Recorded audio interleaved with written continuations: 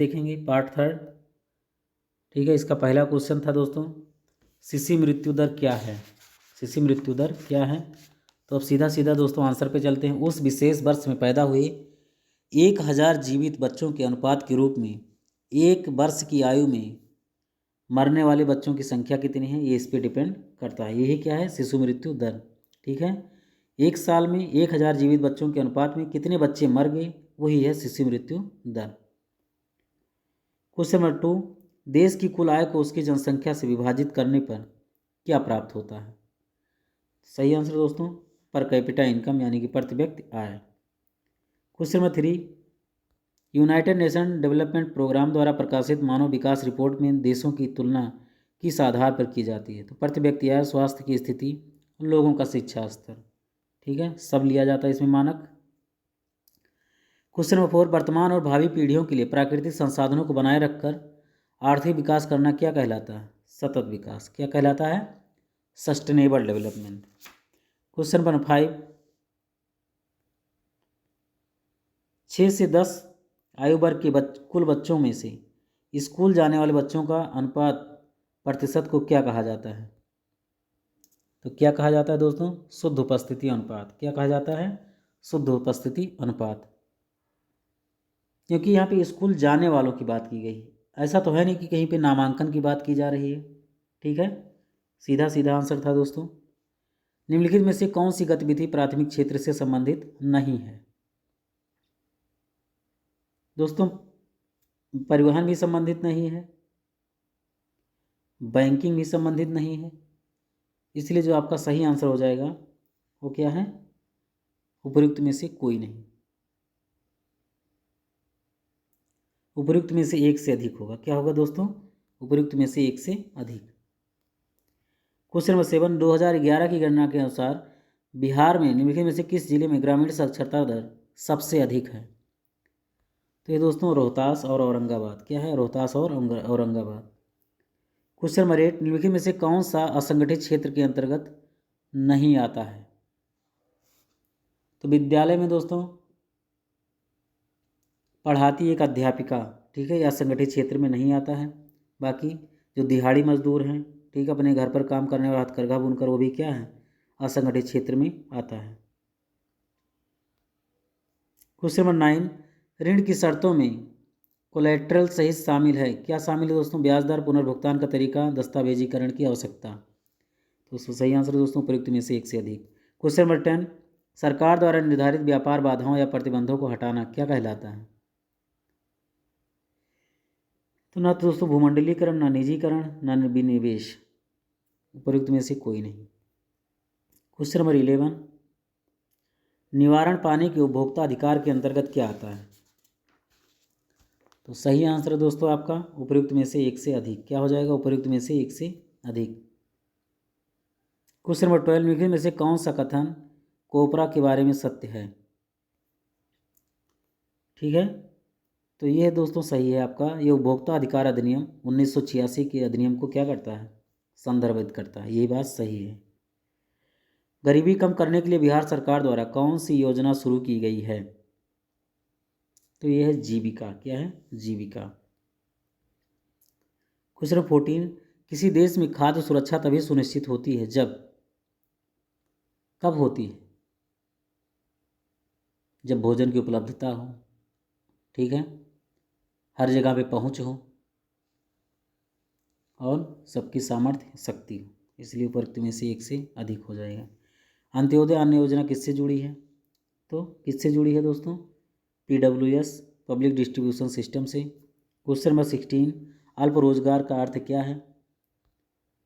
दोस्तों जब लोग अपनी क्षमता से कम काम कर रहे हो तो उसको क्या कहते हैं, अल्प रोजगार।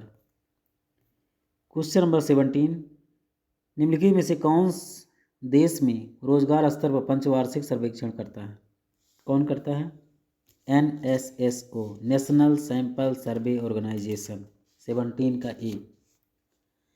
क्वेश्चन नंबर 18, सकल घरेलू उत्पाद में क्षेत्रों के योगदान का उच्चतम से निम्नतम तक का सही क्रम बताइए। तो पहले तृतीयक क्षेत्र, फिर निर्माण क्षेत्र और फिर कृषि क्षेत्र। ठीक है, क्योंकि तृतीय क्षेत्र यानी कि सेवा क्षेत्र कहा जाता है उसको दोस्तों, वहाँ से बहुत ज़्यादा इनकम भारत को प्राप्त होती है। वैश्वीकरण की प्रक्रिया को सुगम बनाया है। व्यापार और निवेश की नीतियों के उदारीकरण से क्या है, वैश्वीकरण की प्रक्रिया और आसान होगी। 1991 में ये आया था मनमोहन सिंह जी द्वारा, इसमें जो है लागू किया था। क्वेश्चन नंबर 20, बहुराष्ट्रीय कंपनियों द्वारा भूमि भवन आदि जैसी संपत्तियां खरीदने के लिए खर्च किया गया धन क्या कहलाता है? विदेशी निवेश। क्या कहलाता है? विदेशी निवेश। क्वेश्चन नंबर 21, एक परिसंपत्ति जिसे उधारकर्ता ऋण पुनर्भुगतान गारंटी के रूप में उपयोग करता है उसे क्या कहा जाता है? उसे कहा जाता है दोस्तों कोलेट्रल। क्या कहा जाता है? संपार्श्विक। क्वेश्चन नंबर 22, वस्तु विनिमय प्रणाली के बारे में निम्नलिखित में से कौन सा कथन सही नहीं है? तो इसमें सही विनिमय के माध्यम के रूप में धन की उपलब्धता। ठीक है, अरे तो फिर जब धन की उपलब्धता कर ही देंगे तो फिर विनिमय किस बात की? ठीक है, वस्तुओं की अदला बदली कहाँ हुई? क्वेश्चन नंबर 23, ऋण के औपचारिक स्रोतों की कामकाज की निगरानी किसके द्वारा की जाती है? तो की जाती है आरबीआई के द्वारा। ठीक है, 1 अप्रैल 1935। ठीक है, इसकी स्थापना होती है। सर ओसबर्न स्मिथ इसके पहले गवर्नर थे। क्वेश्चन नंबर 24, बिहार की सरकार के द्वारा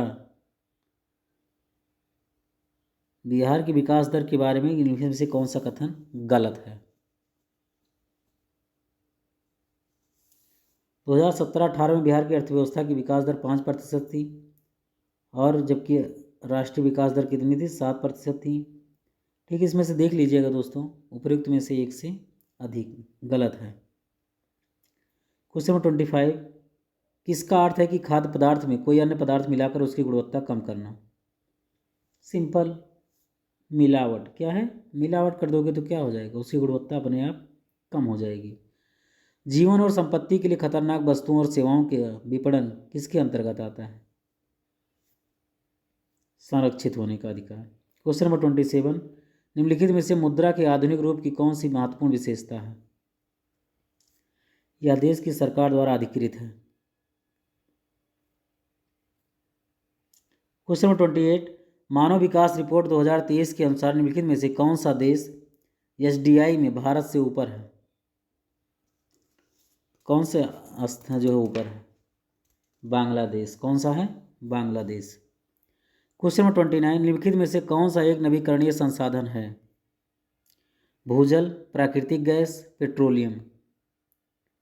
नवीकरणीय संसाधन तो पेट्रोल भी दोस्तों एक बार जलने के बाद साफ, प्राकृतिक गैस भी साफ, लेकिन भूजल जो है दोस्तों, ठीक है, ये नवीकरण होता रहता है। ठीक है, बारिश हुआ नहीं यूज है तो ज़मीन के अंदर चला गया। ठीक है, जलस्तर भी बना रहता है, फिर भाप बन के वाष्पित हो जाता है और फिर पानी के रूप में बूंदों के रूप में ज़मीन पर गिरने लगता है। तो ये क्या है? नवीकरणीय संसाधन है दोस्तों। क्वेश्चन नंबर 30, आर्थिक गतिविधियों को किसके आधार पर सार्वजनिक और निजी क्षेत्रों में वर्गीकृत किया गया है? तो परिसंपत्तियों का स्वामित्व और सेवाओं पर डिलीवरी।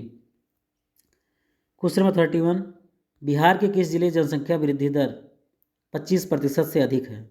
दशकीय।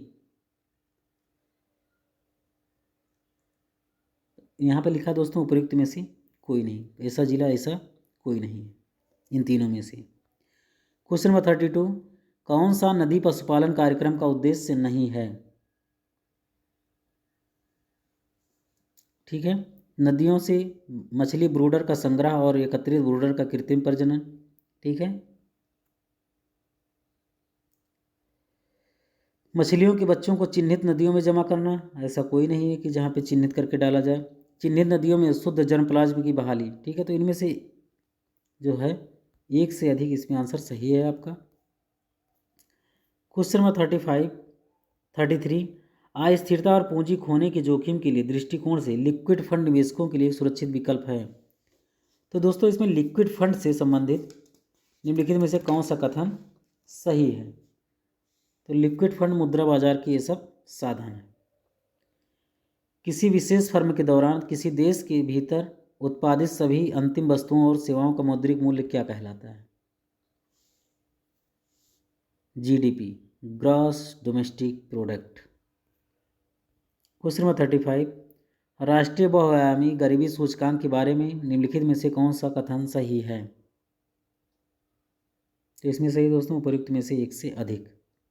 बहुआयामी गरीबी सूचकांक राष्ट्रीयकरण है। नीति आयोग बहुआयामी गरीबी सूचकांक MPI के लिए नोडल एजेंसी है। ठीक है, इसमें उपयुक्त में से एक से अधिक सही है। केंद्रीय एवं राज्य भंडारण निगम का उद्देश्य क्या है? तो भंडारण सुविधाएं प्रदान करना, यही इसका मेन पर्पज है। ऑप्शन ये सही हो जाएगा। खाद उपलब्ध कराना, कृषि के उपकरण, कच्चा माल, ये सब बातें नहीं हैं। क्वेश्चन नंबर 37, भारत में मुद्रा आपूर्ति के संबंध में लिखित में से कौन सा कथन सही है? ठीक है, तो इसमें जो दोस्तों ऑप्शन सही है वो है ऑप्शन सी। यम1 सबसे अधिक तरल मुद्रा की आपूर्ति की माप यही प्रदर्शित करता है। क्वेश्चन नंबर 38, निम्नलिखित में से कौन सी बिहार में जलवायु लचीले कृषि कार्यक्रम की विशेषता है? उपयुक्त में से एक से अधिक।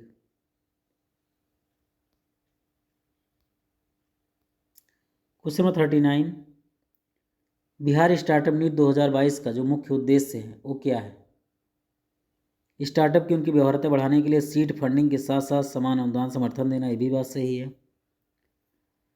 विश्वविद्यालय स्कूलों में शिक्षण मॉड्यूल शुरू करके शिक्षा के माध्यम से उद्यमिता को प्रोत्साहित करना, बिल्कुल बात सही है। नए इनक्यूबेटरों के विकास को सुविधाजनक बना रहा और मौजूदा इनक्यूबेटरों सामान्य बुनियादी ढांचे के साथ स्थान, कहीं ना कहीं दोस्तों इसमें उपयुक्त में से एक से अधिक ऑप्शन सही है। क्वेश्चन नंबर 40, उपभोक्ता अधिकार संरक्षण अधिनियम 1986 में आया था दोस्तों, राजीव गांधी सरकार द्वारा। तो इसमें से कौन सा ऑप्शन सही है? जिला फोरम में एक महिला सामाजिक कार्यकर्ता शामिल होगी, ऐसा कोई बात? हाँ, ये बात सही है। राज्य आयोग में एक व्यक्ति शामिल होगा जो उच्च न्यायालय का न्यायाधीश हो या रहा है, ये भी बात सही है। जिला फोरम में 4 सदस्य होंगे, ऐसी कहीं कोई भी बात स्पष्ट नहीं है। राष्ट्रीय उपभोक्ता विवाद निवारण आयोग में एक व्यक्ति शामिल होगा जो सर्वोच्च न्यायालय का न्यायाधीश रहा, ये बात सही है।